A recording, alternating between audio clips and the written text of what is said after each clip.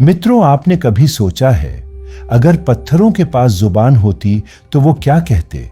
शायद वो सुनाते 700 सालों की तपस्या की कहानी, या वो पल जब सूरज ने पहली बार उन्हें छुआ था। आज मैं आपको ले चल रहा हूं उस धरती पर जहां पत्थर बोलते हैं, जहां समय पहियों में कैद है, जहां कला, विज्ञान और श्रद्धा ने मिलकर रचा है इतिहास। एक ऐसी जगह जिसे यूनेस्को ने वर्ल्ड हेरिटेज साइट का दर्जा दिया है। एक ऐसा चमत्कार जो सिर्फ देखा नहीं, महसूस किया जाता है। आज का सफर पुरी से कोणार्क तक, एक यात्रा जो सिर्फ रास्ता नहीं, एक अनुभव है। तो चलिए इतिहास की छाया में चलते हैं सूर्य की ओर। कोणार्क ओडिशा के पुरी जिले में स्थित और बंगाल की खाड़ी से बस कुछ ही कदम की दूरी पर बसा ये सूर्य मंदिर एक ऐसा चमत्कार है जो समुद्र की हवा और सूरज की रोशनी से बातें करता है। पुरी से कोणार्क की दूरी लगभग 35 किलोमीटर है और राजधानी भुवनेश्वर से सिर्फ 65 किलोमीटर। यानी आप चाहें तो एक ही दिन में दोनों जगह कवर कर सकते हैं। कोणार्क कैसे पहुंचा जाए? अगर आप ट्रेन से आ रहे हैं तो सबसे नजदीकी रेलवे स्टेशन पुरी है, जहां से टैक्सी, ऑटो या बस से आप आसानी से कोणार्क पहुंच सकते हैं। अगर फ्लाइट से आ रहे हैं तो Bhubaneswar airport, Biju Patnaik international airport सबसे पास है। एयरपोर्ट से आपको कोणार्क पहुंचने में लगभग 2 से ढाई घंटे लगेंगे। सुबह की शुरुआत पुरी से कोणार्क की ओर। सुबह का मौसम बिल्कुल सुहावना था। मैं पुरी के होटल गोल्डन ट्री में नाश्ता करने के बाद बाहर निकला। पेट भर चुका था, लेकिन मन और आंखें आज कुछ अद्भुत देखने के लिए तैयार थीं। पुरी से कोणार्क का सफर करीब 35 किलोमीटर का है और रास्ता, वाह! एक ओर हरे भरे जंगल, दूसरी ओर बंगाल की खाड़ी की लहरें। ये मरीन ड्राइव रोड की खूबसूरती ही कुछ और है। रास्ते में समुद्र की हवा और ताड़ के पेड़ जैसे इस यात्रा में संगीत जोड़ रहे थे। करीब 1 घंटे बाद सामने पत्थरों की एक भव्य रचना दिखी। कोणार्क का वो विशाल रथ जो समय को खींचता हुआ प्रतीत होता है।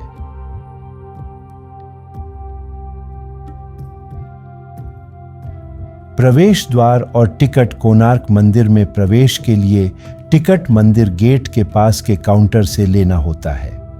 भारतीय नागरिकों के लिए 40 रुपये, विदेशी पर्यटकों के लिए 600 रुपये और 15 साल से कम उम्र के बच्चों के लिए प्रवेश निशुल्क है। ऑनलाइन बुकिंग नहीं है।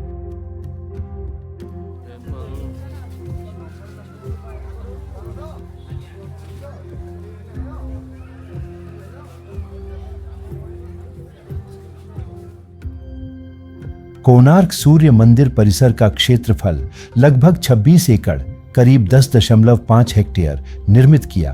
पूर्वी गंगा वंश के राजा नरसिंह देव प्रथम ने निर्माण काल लगभग 1243 से 1255 ईस्वी 13वीं शताब्दी स्थापत्य शैली, कलिंगा वास्तुकला, नागर शैली समर्पित। सूर्य देव को यह मंदिर सिर्फ एक धार्मिक स्थल नहीं, बल्कि 13वीं शताब्दी की वास्तुकला, खगोल विद्या और आध्यात्मिकता का जीवंत संगम है। चलिए शुरू करते हैं आज का हमारा वॉकिंग टूर। आइए इस मंदिर परिसर के हर रहस्य को एक एक करके खोलते हैं। कोणार्क सूर्य मंदिर चंद्रभागा नदी के तट पर स्थित है, जो समुद्र में जाकर मिलती है। कोणार्क सूर्य मंदिर की कथा शुरू होती है द्वापर युग से। कहते हैं आर्ष सामंत का पुत्री चंद्रभागा अत्यंत सुंदर और तपस्विनी थी। सूर्य देव उससे मोहित हो उठे, लेकिन अपनी मर्यादा की रक्षा के लिए चंद्रभागा ने समुद्र में कूदकर प्राण त्याग दिए। इसी तट का नाम पड़ा चंद्रभागा, जो आज भी एक पवित्र स्थल है। समय बीतता गया।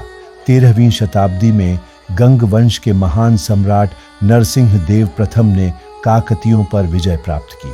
विजय के बाद माता कस्तूरी देवी ने उनसे आग्रह किया कि जैसे उनके पिता ने पुरी में श्री जगन्नाथ मंदिर बनवाया, वैसे ही वे सूर्यदेव के लिए कोणार्क में एक भव्य मंदिर बनवाए।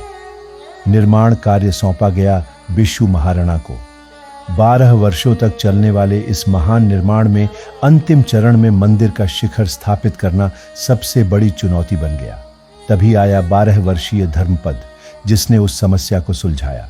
जब शिखर पर धातु का मुकुट कलश स्थापित किया गया तो कहते हैं सूर्य देव की प्रतिमा हवा में स्थिर होकर तैरने लगी और तभी प्रथम सूर्य किरण सीधी मंदिर के गर्भगृह में प्रवेश कर प्रतिमा को आलोकित कर गई। इस अद्भुत क्षण को देखकर सब स्तब्ध रह गए, लेकिन धर्मपद ने किसी को श्रेय न मिलने के लिए चुपचाप अपना बलिदान दे दिया। आज भी यह मंदिर रहस्य, विज्ञान और आस्था का संगम है। इस प्रकार जन्म हुआ सूर्य रथ जैसे अद्भुत कोणार्क मंदिर का। इस तट का धार्मिक महत्व भी है। यहाँ सूर्य उपासना की जाती है और हर साल माघ सप्तमी पर हजारों लोग यहाँ स्नान और पूजा के लिए आते हैं।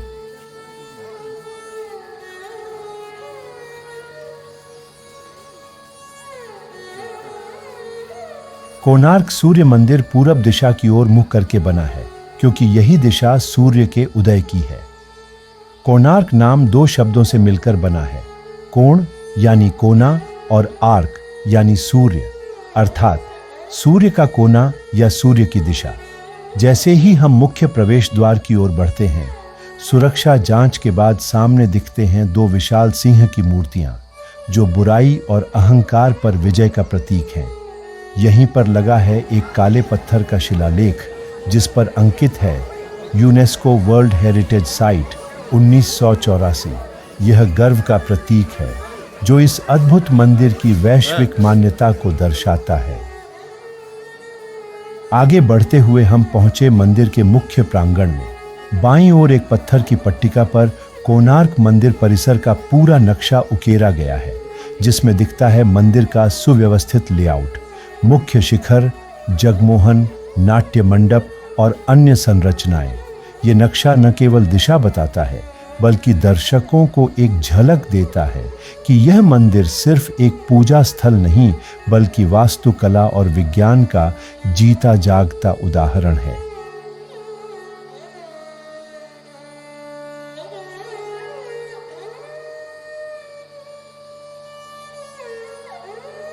मंदिर परिसर की प्रमुख संरचनाएं। पहला मुख्य शिखर विमान, पहले 229 फीट ऊंचा था, अब खंडहर में।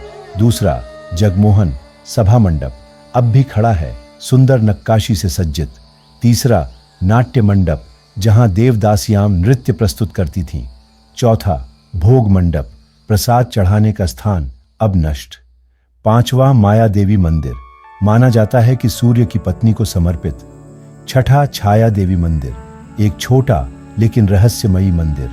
सातवीं भोजनशाला रसोई, एक विशाल रसोई घर जहां बड़ी संख्या में लोगों के लिए खाना बनता था। आठवीं सिंह गजपुरुष मूर्तियां, अहंकार और अधर्म पर विजय का प्रतीक। नौवां पत्थर के रथ चक्र और घोड़े, सूर्य देव के रथ का प्रतीक, 24 चक्र और 7 घोड़े। 10वां धूप घड़ी चक्र, सूर्य घड़ी, सूर्य की किरणों से समय बताने वाला वैज्ञानिक चमत्कार। सबसे पहले हम पहुंचे हैं नाटा मंदापा यानी कि नाट मंडप। यह वह स्थान है जहां पहले मंदिर में पूजा से पहले नृत्य और संगीत की प्रस्तुति होती थी। यहाँ की स्तंभों पर उकेरी गई अप्सराओं की मूर्तियां आपको किसी जीवंत कथा की तरह लगेंगी। ये सिर्फ सजावट नहीं, बल्कि उस समय की समृद्ध सांस्कृतिक परंपरा का प्रमाण है।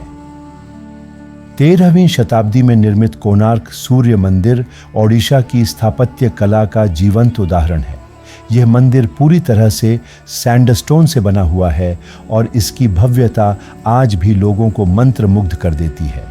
प्रस्तुत छवियों में मंदिर की मूल संरचना, गर्भगृह और जगमोहन मुख्य मंडप का चित्रण है, जिसकी दीवारें बारीक और कलात्मक मूर्तियों से सजी हैं। हर एक पत्थर पर उकेरे गए देवी देवताओं, अप्सराओं और पौराणिक दृश्यों को देखकर यह स्पष्ट होता है कि कारीगरों की कल्पना और कौशल कितना उच्च स्तरीय था। छवियों में दिख रही मूर्तियां न केवल धार्मिक भावनाओं को दर्शाती है, बल्कि तत्कालीन समाज, संस्कृति और जीवन शैली की झलक भी देती हैं। मंदिर की समरस और संतुलित बनावट, शिल्प की परतों में छिपी कहानियां कोणार्क को भारत की अमूल्य धरोहर बनाते हैं।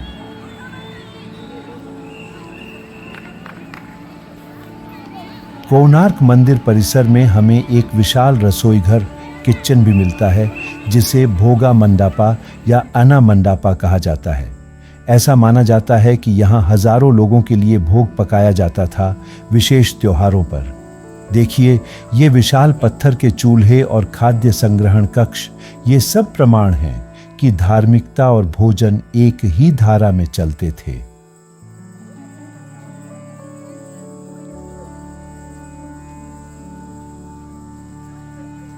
कोणार्क का मुख्य मंदिर एक विशाल सूर्य रथ के रूप में बनाया गया है। इसे खींचते हुए दिखाए गए हैं 7 घोड़े, जो सप्ताह के 7 दिनों के प्रतीक हैं। इस रथ के दोनों ओर हैं 24 विशाल पत्थर के पहिए। हर चक्र दिन के 1 घंटे के हिस्से का प्रतिनिधित्व करता है। इन चक्रों से धूप की दिशा देखकर समय भी बताया जा सकता है। यह एक प्रकार की प्राचीन सूर्य घड़ी है। इसीलिए यह सिर्फ एक मंदिर नहीं, बल्कि सूर्य देव के रथ का अद्भुत पत्थर रूप है, और यहीं से इसे कहा जाता है कोणार्क सूर्य मंदिर।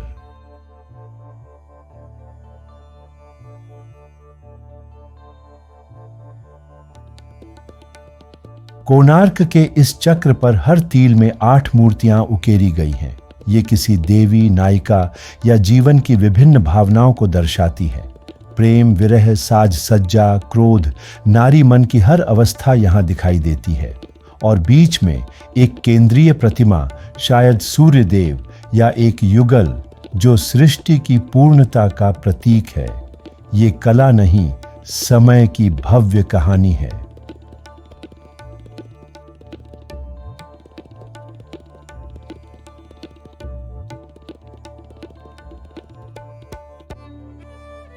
अब हम चल रहे हैं दक्षिण पश्चिम में छाया देवी टेम्पल की ओर। और दोस्तों, इसका नाम ही इसकी खासियत है, छाया यानी शैडो। और यहाँ की एक मूर्ति पर दिन भर कभी भी सीधी धूप नहीं पड़ती।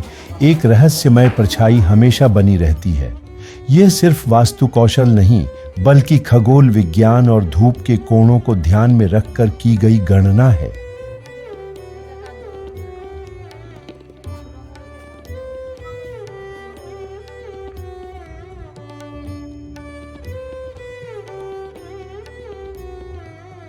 अब हम खड़े हैं माया देवी टेम्पल के सामने।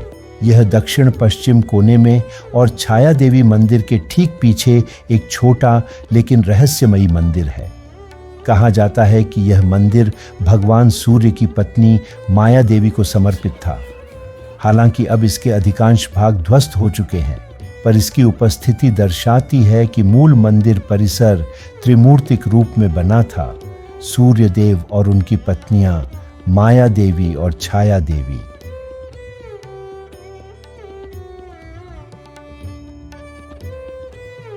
सूर्य मंदिर को इस्लामी आक्रमणकारियों, विशेषकर इल्तुतमिश और अन्य सुल्तानों द्वारा नुकसान पहुंचा।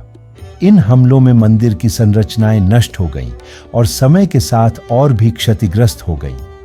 कोनसाल सूर्य मंदिर 1806 में ब्रिटिश अधिकारी लेफ्टिनेंट अलेक्जेंडर फ्रेजर द्वारा ओडिशा के चंद्रभागा तट के पास डेंस जंगलों और रेत के टीलों में पुनः खोजा गया था। मंदिर क्षतिग्रस्त था, लेकिन जगमोहन और कुछ अद्भुत पत्थर की नक्काशी बरकरार थी। बाद में भारतीय पुरातात्विक सर्वेक्षण ASI ने इसे संरक्षित किया और 1984 में यूनेस्को ने इसे विश्व धरोहर स्थल घोषित किया।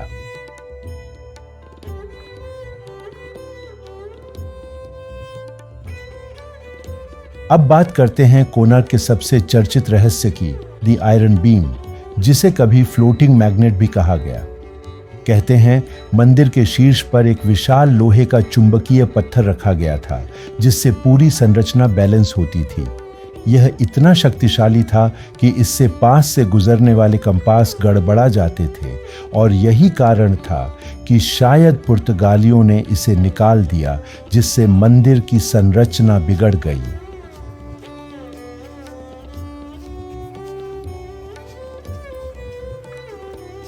अब देखिए यह शानदार मूर्ति, एक सिंह, हाथी के ऊपर और उसके नीचे एक मानव। यह सिर्फ कलात्मक दृष्टि से ही नहीं बल्कि दर्शन शास्त्र का भी प्रतीक है। सिंह दर्शाता है क्रोध और शक्ति, हाथी है दंभ और घमंड का प्रतीक, और मनुष्य हमारी आत्मा या अहम को दर्शाता है। यह मूर्ति कहती है, जब शक्ति और अहंकार हावी होते हैं तो मानवता दब जाती है। What a powerful message.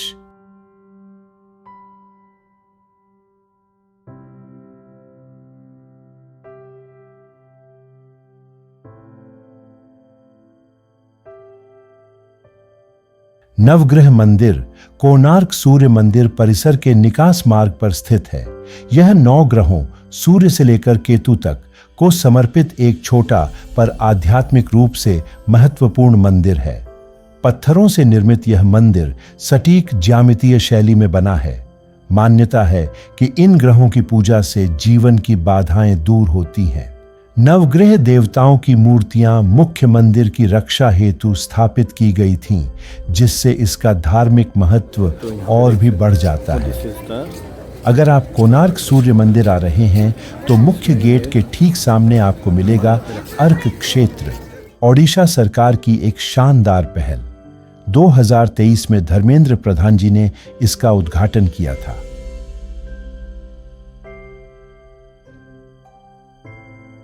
अर्क क्षेत्र में प्रवेश के लिए टिकट की दर भारतीय नागरिकों के लिए लगभग 50 रुपये और विदेशी पर्यटकों के लिए 250 रुपये निर्धारित है। छात्रों और वरिष्ठ नागरिकों को रियायत भी दी जाती है। परिसर प्रतिदिन सुबह 9 बजे से शाम 8 बजे तक खुला रहता है। यहाँ आपको मिलेगा एक शानदार museum, 3D light and sound show और कोणार्क मंदिर की वैज्ञानिक ज्यामिति, सूर्य देव के 3 रूप और सैकड़ों साल पुराना इतिहास।